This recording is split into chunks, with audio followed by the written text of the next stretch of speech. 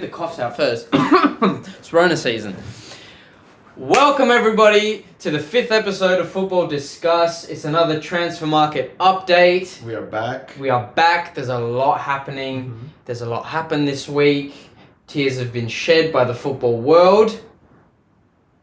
There's a lot to be said, but everyone really realistically knows. Everyone knows what's going on. Everyone knows. I think what we're going to do today is just dive a little bit deeper into what this means for each club.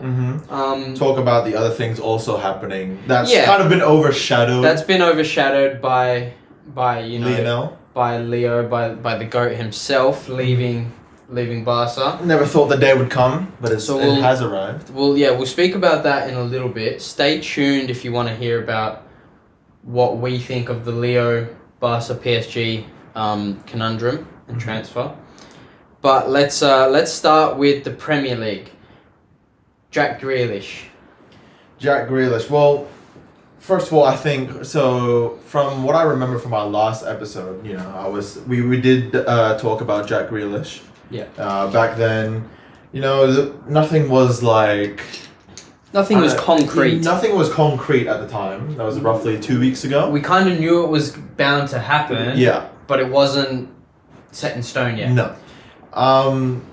First of all, Guardiola's a fraud. He's a liar, saying that they don't have the money to be signing these kind of players. Bold men lie. Yeah. That's just, you can't trust a bold man. No.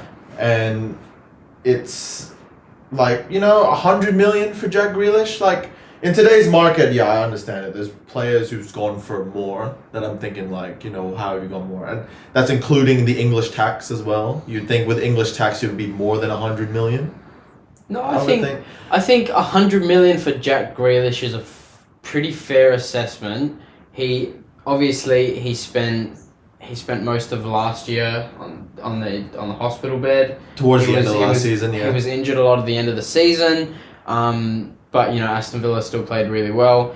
During the Euros, he didn't quite feature as much as I thought he should have. Yeah, as much as any football fan, anyone with a set of eyes who was watching the Euros thought, wow, Jack Grealish is going to... And every time he played, he had a major impact. Yeah.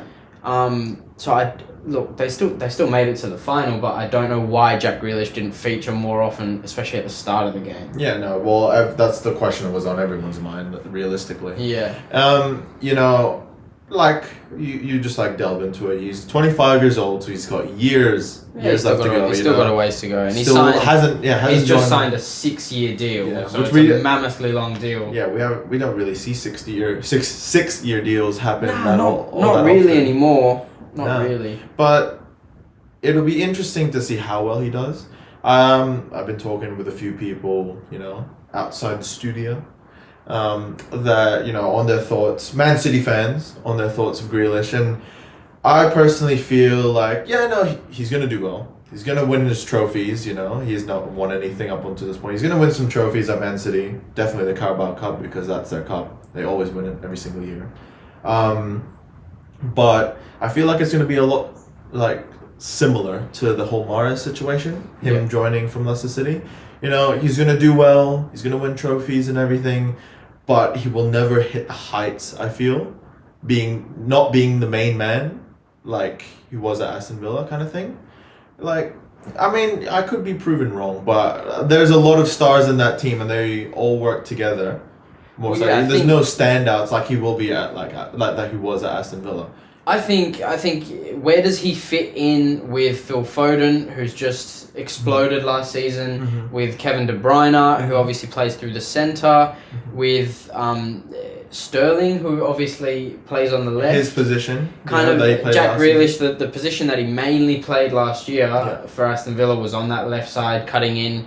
And I think he's more of a creator than a finisher. Yeah. And Man City, when you look at their roster going into the season, you've got Gundogan, who had a great end to the season, very much a creator. Kevin De Bruyne calls himself a creator. We know he's got a rocket on him. Jack Grealish, very much a creator. Phil Foden, creator. Bernardo Silva, but I believe Bernardo Silva has been rumoured to leave. So I think Bernardo Silva has been rumoured to leave, but as far as finishers and people that you kind of get in the box, they haven't got that solid number 9. And obviously it worked for them last season without a number 9. But I just think if you've got so many guys who are just gonna kind of play with it outside the box, I reckon Man City are they're gonna be the long shot specialists of the season. Yeah. Does that make sense? I've always said, it was the same situation with Chelsea, where I feel like they were one striker away. Both the teams, City and Chelsea, are just one striker away from being a completed team. And I think the money should have been spent on a striker as opposed to Jack Grealish. I don't think they needed Jack Grealish.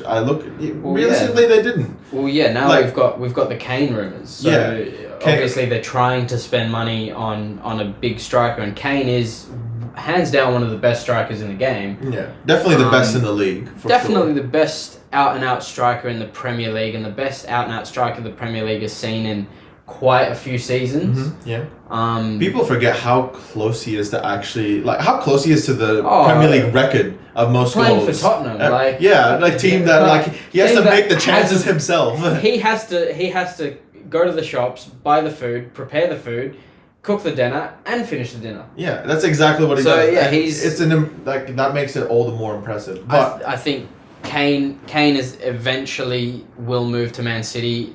I think the amount of money that will need to be forked out to Tottenham, who are desperately holding on to him. Yeah. We say desperately, they are desperately. Man doesn't even want to show up to training these days. Jesus Christ, he won't even show up to training, and they. Whew. It's honestly for me, I see it as a big surprise that someone like Kane, would do something like that. It doesn't. I just don't see it. I understand he's. Made it clear he wants to leave. I think there was some sort of agreement that he could leave. There was a verbal agreement in place with Daniel Levy saying, for the right amount of money, let me go. I want to win trophies. I want to play, in finals. I want to win. I want to win. I want to win. I want to win. For him, it's really about and if you watch that interview with Gary Neville that he did as well, for him, it's really about winning and solidifying himself as one of the best. Yeah. These guys, these footballers, they get to the top shelf of world class, and if you haven't won trophies, it's really hard to kind of call yourself the best, even if you've got the goals record, or even if you've got golden why guys boots golden boots and top scorer and this and that. It's hard to kind of call yourself the best when you haven't actually won any trophies. Yeah, no, I agree with that, and. The only reason why I'm saying it's he has every right, to want to leave Tottenham. Like you said, 100%. He has given so much to that club. It's insane, and they just haven't given back to him in the sense of I think Tottenham have been trying to rebuild, and they've been itching for a rebuild. I think what they need to do is sell Harry Kane. And right now is as much as you'll get for him. Yep. He's at his peak price, I think. If he stays another season, the price drops off, I reckon. I agree. Especially with, fans back in stadiums and COVID kind of, I don't want to say wrapping up, but coming to the later end of the pandemic, the budgets are starting to go back up again. I think he's at his peak value right now. So if I'm Daniel Levy, I'm thinking, okay, we'll sell Harry Kane at his peak and try to fund the academy, to boost the academy, try to fund, purchases of young guys. I know they were trying to sign Brian Gill. They have signed him. They have signed him? They have signed him, yeah. That is. There you go, Brian Gill. They've just signed Christian Romero from Atalanta as well. From Atalanta. So it's, what I think, just invest in youth, invest in young guys, invest in people the fans can get behind. Yeah. Really try to push the club forward where it's been, at a stalemate for so long. Yeah. It's... I know we say Kane is their best player. Kane, Tottenham relies on Kane a lot. But, as you know, at least once a year, he does get injured. He has his ankle and he's out for a period of time.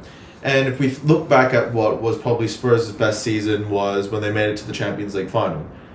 That was it from the quarterfinals onward, I think is when he was injured, Kane. So they went through the quarterfinals and semifinals against Man City, against Ajax, made to the final without Kane. Yeah. They can do it without Kane. And sometimes when I look at them, I think, wow, they actually kind of look better without Kane because they just don't rely on him so often. Yeah. And the whole team plays, you know? And I remember the amount of shit Pochettino got when he came back into the final after all these other players were doing so well. Lucas Moura got dropped after scoring the hat-trick against Ajax, and Kane did nothing that final, you know? Yeah. And so I think I personally do think it is better if they sell him, get 100+ million for him, use that money to rebuild in certain areas, like you said, and just try their hardest to avoid another Bale situation, because they sold Bale before, they got a shit ton of money for him and they just did nothing with it. Like Christian Eriksen was probably the best that came out of that deal, I think. So they just need to spend their money wisely. Yeah. I think they've now got Nuno as their manager. He knows what he wants. He knows the caliber of players he wants. He knows the football that he wants to play. And I think the next transfer we should talk about, Romelu Lukaku to Chelsea potentially. Although it's looking like we've got the here we go from Fabrizio It's Romano. looking very, very likely. It's just pen to paper. Yeah. Needs to be essentially. Yeah. Yeah, it needs to be done. But yeah, so we talked about it just before we started this. Yeah. Chelsea sold Lukaku to Everton for 30 million. Only to buy him back for 113 million, roughly. That is some business right there. That is peak business. That is. Yes. Do you think, let's call it 100 million pounds, let's call it that, just because we don't know, some people are saying 97, some people are saying 113. Let's call it 100 mil for Lukaku. Value or not? Value, yes. I think he is he's improved a ton since he's left Man United. He is a different beast at Inter Milan. If you look at him, at Everton, he was very young. Chelsea was very young. Muscles still develop. Obviously, he was still a beast, but your muscles are still developing. If you look at him now versus, back in the Everton days, he's using his body a lot better. He's using, like Ian Wright said, he gets his bunda stuck into him. Like, he's using his body well because, he's a big guy, he's a strong guy. I think he puts one arm out and it's game over. We've all seen that video with Jamie Carragher where he just absolutely turns him. Yeah, it's nuts. And I think with the issues he had at United health-wise, with the thyroid metabolism problems like that, or something. Obviously, lost 10 stone. Was it 10 something? He lost a lot of weight once that was sorted out. He wasn't fit like he should be. He was obviously he's game fit, but he wasn't getting the most out of training, out of his nutrients, out of everything that they were giving him. He wasn't at his peak, essentially. His touch, I feel like, has come a long way. His IQ under Conte has come a long way, I think. Yeah. I think, like, you hear stories apparently at training, Conte would go, okay, all we're going to do today is fizz it into his feet. When you want to pass it to Lukaku, I want you to shoot it at him. I want you to blast the ball at Lukaku. If he messes up the touch, we start again. Yep. If he gets it right, keep playing. If he messes up the touch, start again. It's that whole thing where if you've messed up the touch, you got to run to the other side of the pitch, touch the goalpost, come back. No, but it's worse than that, because if you do that to a player, it's like, okay, well, if I mess it up, I'm only punishing myself. But if you kind of make it a psychological game where it's like, okay, if I mess up this touch, everybody has to start over and everybody's going to be pissed off at me. I'm new at this club. I don't want people to be annoyed at me. I barely speak the language. I want people to like me. I want to show people I'm doing my best. I'm improving. I want people to know there's a reason why I've been spent money on, why I'm paid a lot, why I should be starting. So psychologically, you feel like you have to perform. You have to. Otherwise, no one's going to like you. Yeah, exactly. Especially at a big club. You guys are challenging for the league. You don't want to be wasting all of training because you've taken a few bad touches. Yeah, and we know from previous, seasons that the Italian fans, fans in Italy are ruthless. They're ruthless. They're onto you. Poor. The one day, they're your biggest fan. The other day, they want to kill you, essentially. And I think that's great for football. I think we need passionate fans. Obviously, there's a line. Obviously, there's a line, and abuse is not okay.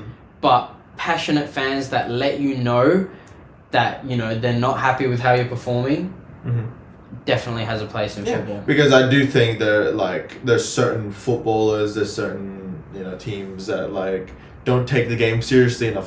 Fans are there to watch. They pay your wages. They're there to watch quality football, and then some players just treat it like that's what I love about some of these. Even though they're big teams and the fans do get watered down, there's still the proper real fans that will sit there, and if you're doing well, they'll cheer you. But if you're if you're not performing, if you're not trying, especially if they feel like you're slacking off, they will give it to you. 100%.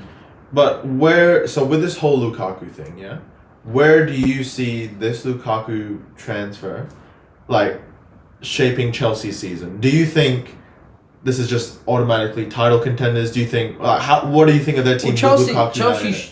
Chelsea showed at the end of last season under Thomas Tuchel that obviously they're title contenders. Very much, they've shown, especially winning the Champions League, they showed the world that we're here, we're ready to compete, we're looking like professionals. Under Lampard, I don't think he was quite the right fit. I don't think he was really ready for a job. No, it was a big step. I don't think he was ready for that. It was like the Andrea Pirlo situation. I don't think he was ready for it either. No, definitely. And you see what happened. They came fourth in a league that they've won 9 times in a row. Exactly. Yeah.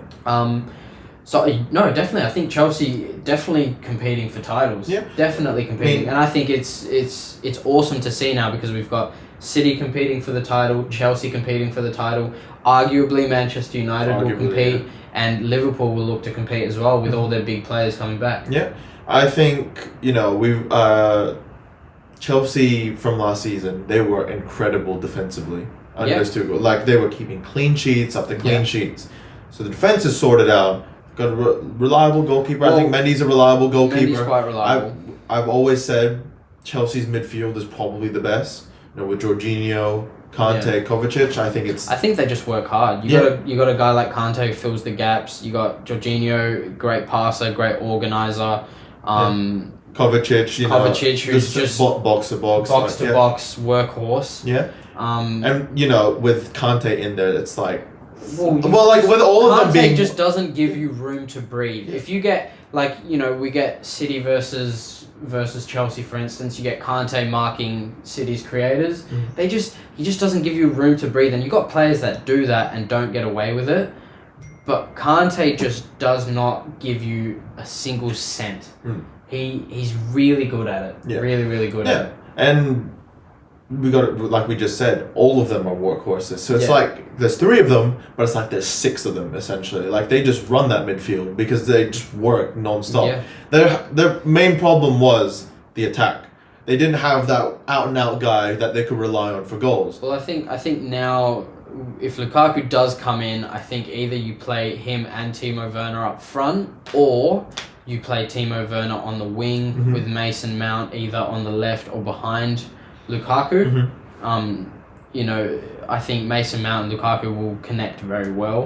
Mount's a very creative player, especially he's really nice. His movement's great in the final third. So I think Kai Havertz, we're forgetting Kai as Havertz. well. I was gonna say Kai Havertz. I feel like he's really flexible in that Chelsea team. Yeah, I think he's weirdly quick. Yeah, he's got he's had his first season.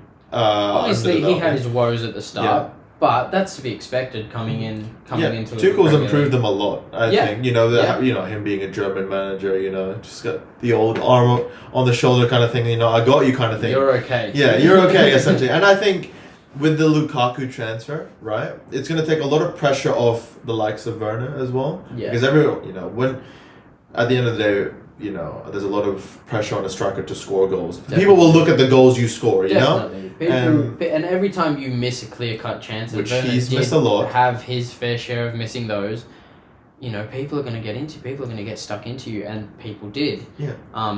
Which is, like we said, it's only right because people are passionate. Yeah. But let's move on to the topic at hand. That you're absolutely devastated by as a Barcelona fan. Can I just say that the last podcast we did, we were talking about, Amok, how do you feel? Lionel Messi staying 50% wage cut?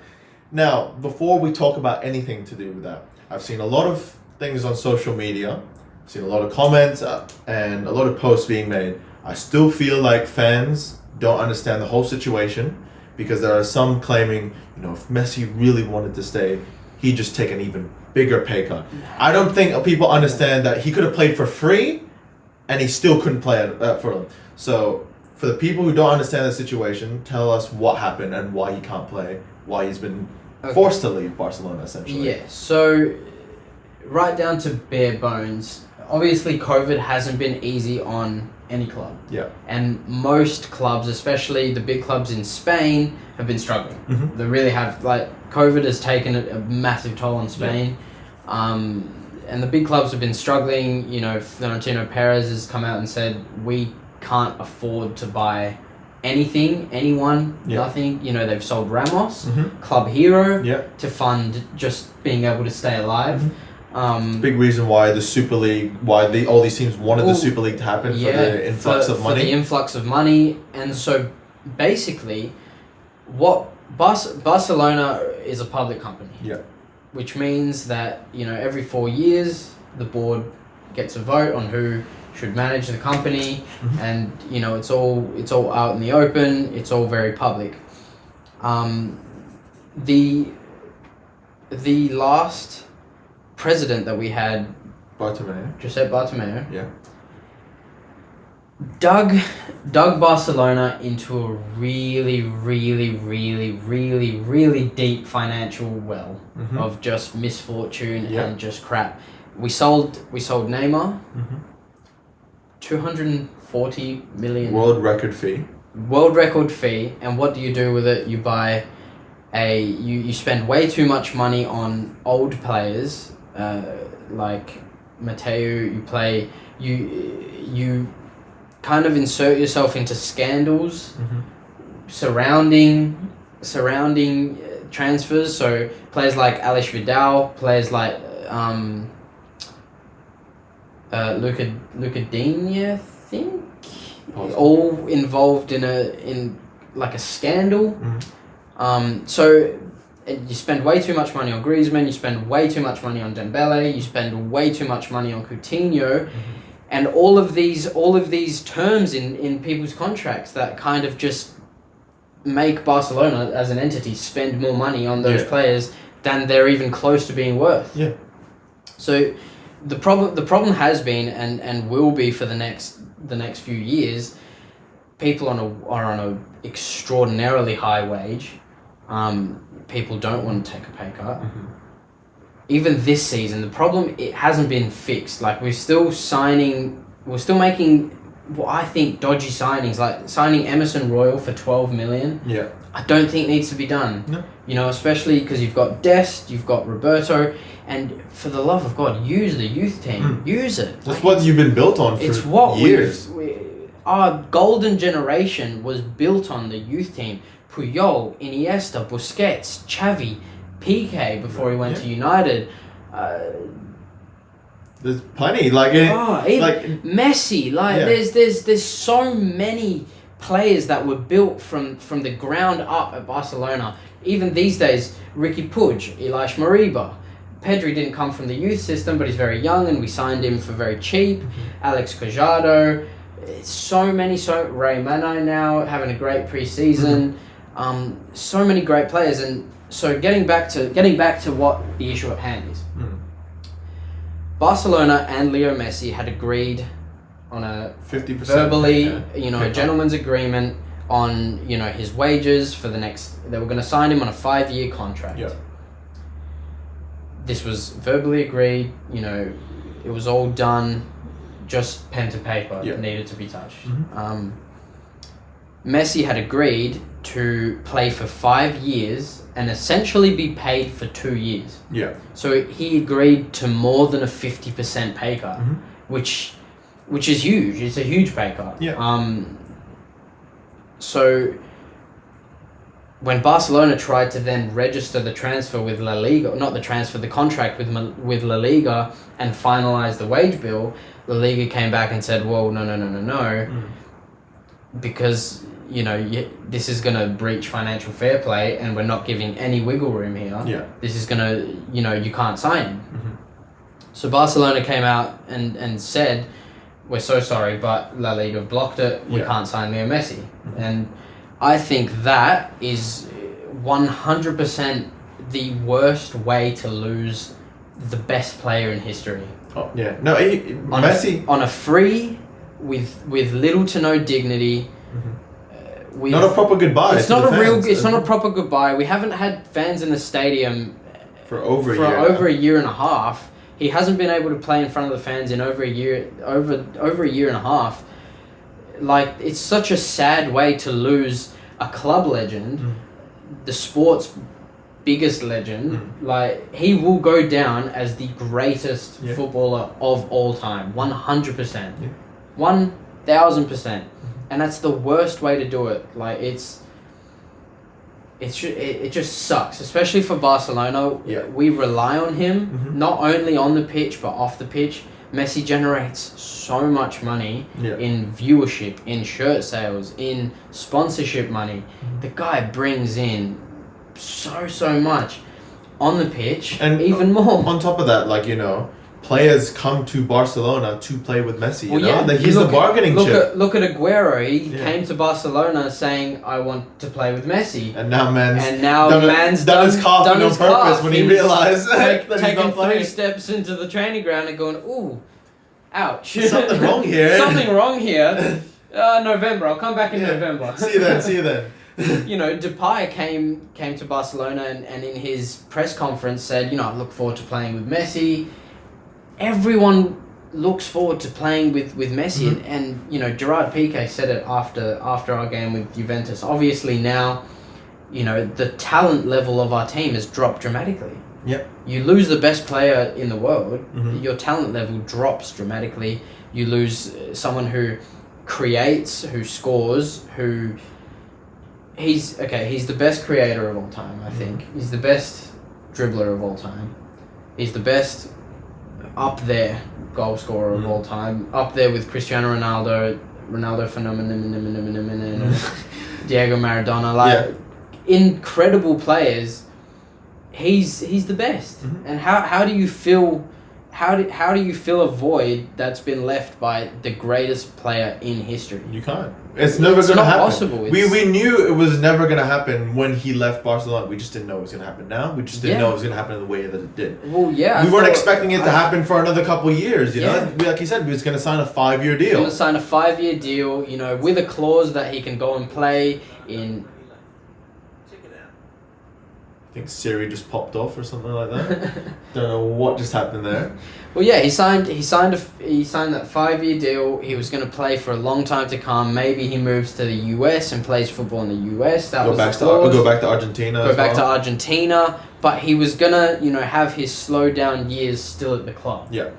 And I think, you know, he got asked, because every Barca fan is thinking, okay, well, if we can't have him now, can we bring him back a few years later? And he got asked, and he goes, look, this is a new chapter in my life. Like, I'm onto a new chapter. I don't want to talk about it. I don't want to say these things. Like, and make false promises. Yeah, it's just, you know, as a fan of Barcelona and as a fan of Messi, obviously, Messi, any Barcelona fan idolizes Messi. It's just, it's a void that cannot and will not be filled. No, it will. We knew that was going to happen a long time ago. Eventually it will happen, but I did not expect it to happen this year. Yeah. Do you think, you know, there's players in your squad, likes of Griezmann, you could say, maybe Coutinho and all them. You know, all of these players were the main men at their clubs before they moved to Barcelona. You know, when you move to Barcelona, you're no longer the main man when Messi's around. Yeah. Do you think now that Messi's gone, we're going to see a huge step up from these players? Do you think we're going to see the best of these players like that we saw at their previous clubs? Well, do you think it could be a slight, like, I wouldn't say slight because at the end of the day you're losing the best player in the world, but could you see a slight blessing in disguise, like slight Well, you have to look for the positives because there's Messi leaves and you have to sit down and look for you have to sit down and look for a silver lining. Yeah. Because it's done. Yeah. He's gone. He's at PSG now. It's done. Yeah. So I think Griezmann steps up. Hopefully, Mm-hmm. I think Memphis Depay is going to be a great addition. Yeah. He's really, really talented, and I think he's going to work hard. Done and well in pre-season. He gets along well with Koeman, Yeah. which is always good. And he's had a great pre-season. Mm-hmm. I think Coutinho coming back into the side, I really, really, really want to see him succeed. Yeah. I'm a huge fan of Coutinho. Over the last few years at Barca, he's not found The Liverpool form. The Liverpool form. He's had snippets Mhm. where you've gone, oh, he's back. Yeah. Oh, Phil's back. When he gets on that right foot. When he gets on and that curls right it in. foot, it's That's like when just- Messi gets on the left. Yeah. Do the thing, do the thing. It's exactly the same thing, yeah. I think Ansu Fati coming back should be good. We haven't seen him play in way too long, Mm-hmm. but he was a shining light. He phenomenal player. Yeah. So he's coming back. Aguero in November, hopefully. Yeah. um, If he even decides to play, he might even prolong the injury now if at he this wants point. to play, yeah, and that would just be a disaster. Another player just like sitting on the bench earning buckets of money. That would be a disaster. But yeah, and I think one of the more recent, even after the Messi scandal, one of the more recent bits of information that's come out, people are blaming Samuel Umtiti. Yes, it was in I can't pronounce it for the life of me. Joan Gamper Trophy. yeah.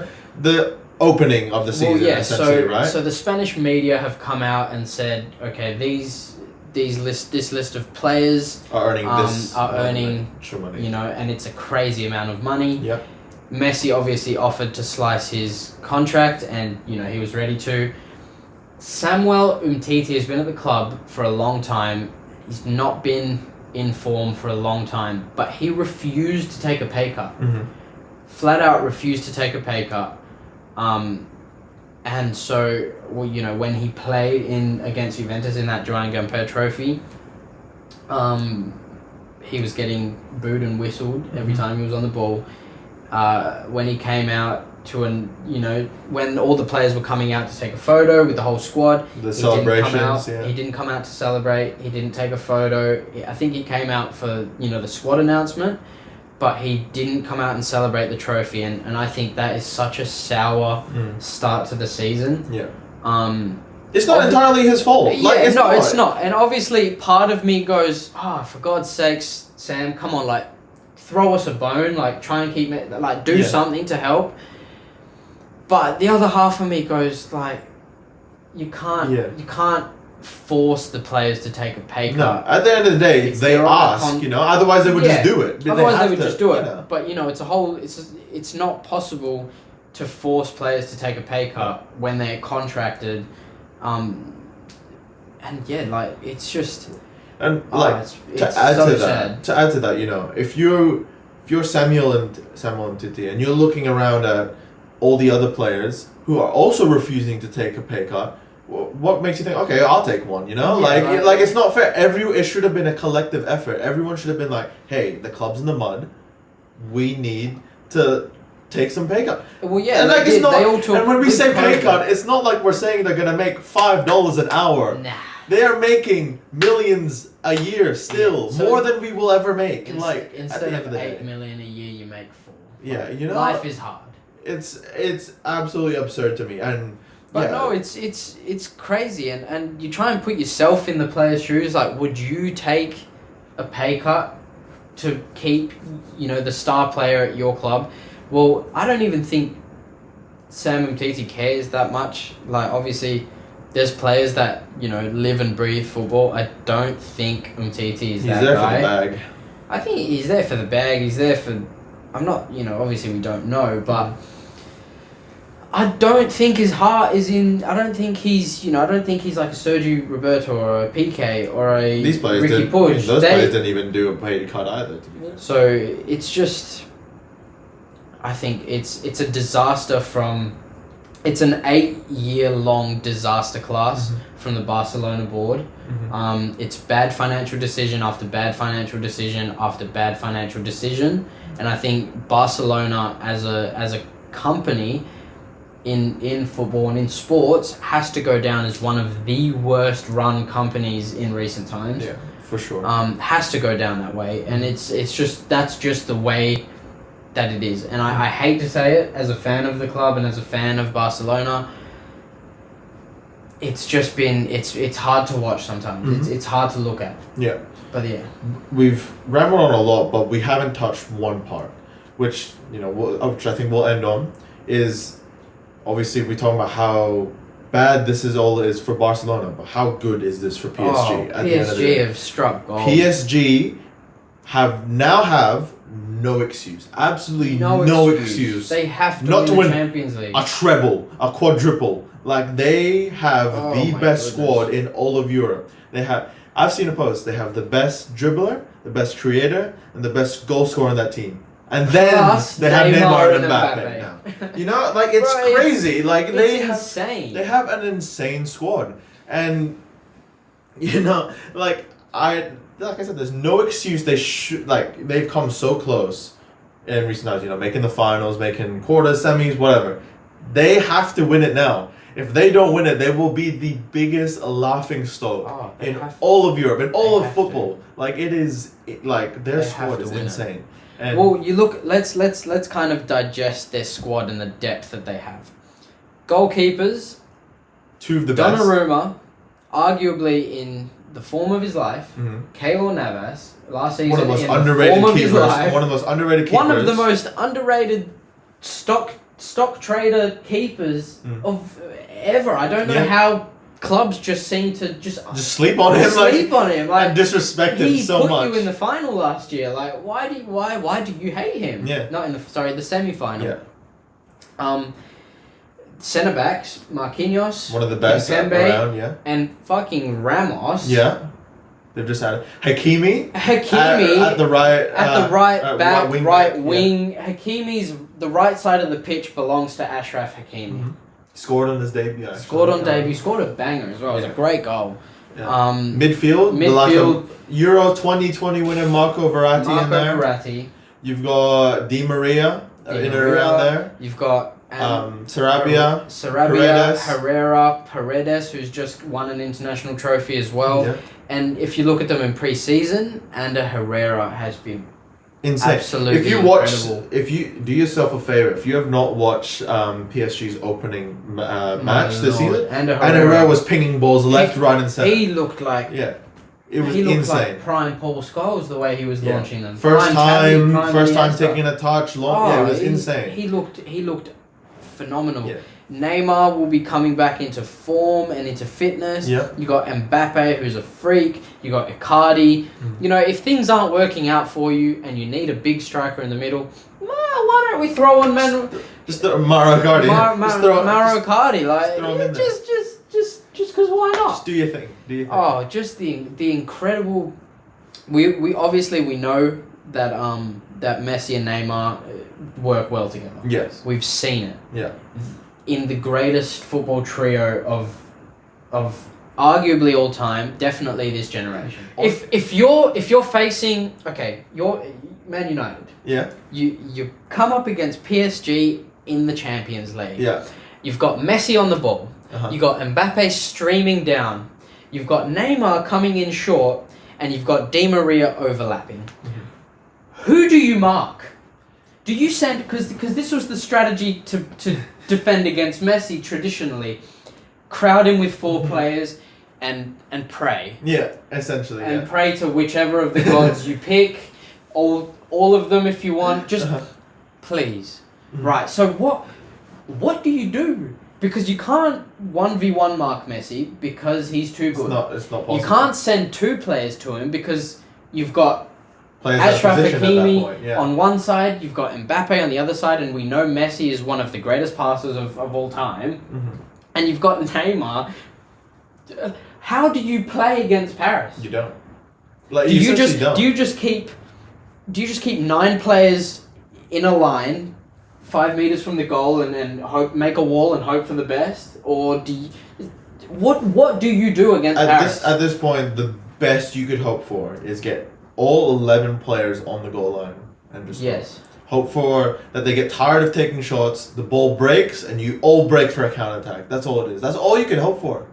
That's genuinely all you could hope for. But even then, someone will get belted in the balls. They'll lose that spot in the goal. Someone will come in for a rebound and they'll score. Honestly, something I'd love to see from PSG is something I'd love to see from Pochettino is just do something different. Because obviously you could play 5 at the back easily. Yeah. With wing backs. Wing-backs, yeah. But if you can dominate the ball so well that you can afford to play Ramos or Marquinhos in midfield, just about like a very deep central midfielder. Yeah. I think the possibilities are disgusting because we know how good Ramos is on the ball. Yeah. We know how good Marquinhos is on the ball. I think the possibilities are outrageous. Yeah. This team is going to go places. This team has to go places. Before the Messi transfer. We're always saying, wow, PSG's had a great summer. Yeah. They signed Messi on a free. And you're like, oh my! This is one of the best teams of all time.